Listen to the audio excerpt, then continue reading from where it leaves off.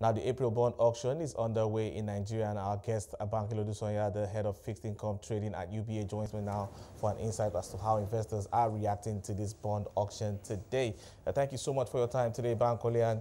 And first, let's start with the sentiments we're seeing play out at the bond auction in the market.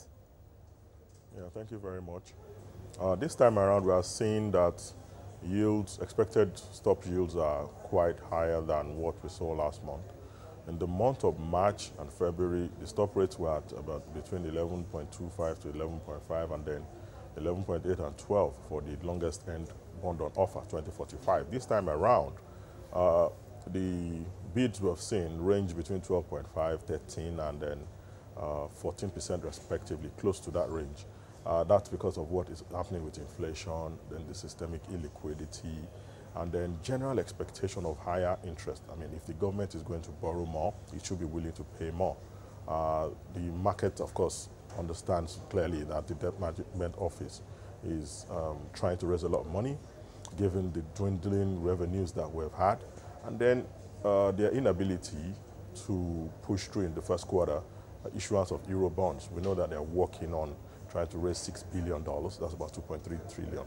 But we've had nothing concrete yet. And then it seems like they are left with the local currency bonds offer and the Nigerian Treasury bills offer so far.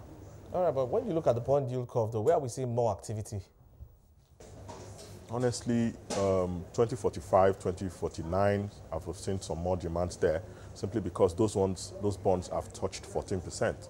At 14, most investors are comfortable coming in because you would then have a change in market cycle, pricing cycle, where yields would drop to 12.8, 12.5. So at 14, we were beginning to see some demand.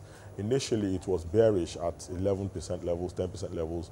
Most traders and position holders were going short to go and buy at the auctions. But right now at 14, we are seeing reduced shorting strategy and then more of demand for the 2045, 2049 long-end bonds that are already at 14. All right, but when you look at the yields on the T-bills as well, though, given the low yields we're seeing play out with liquidity, where do you see T-bills yields heading? Okay, we've seen continuous rise in the Nigerian Treasury bills. We expect that by next week, the Nigerian Treasury bills 1 year will touch between 9.5 and 10. It's moved gradually from 7, 8, and 9 in the last two auctions. That's the Nigerian Treasury bills. But for OMO, the rate for 1 year has been stable. On the Nigerian Treasury bills short tenor bills, it's been 2.5 and 3.5 and stable there.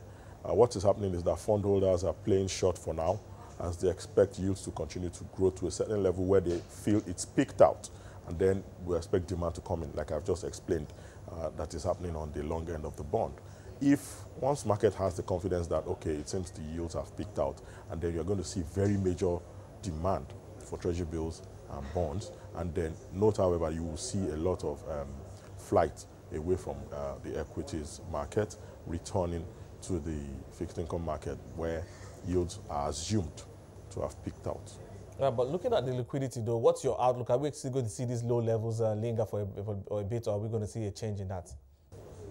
We expect this to continue. It seems like it's a major strategy for the central bank to keep in check inflation, even though inflation continues to ride up. But it looks like it's one of the major tools they are using, and we don't expect that they're going to relent on this anytime soon.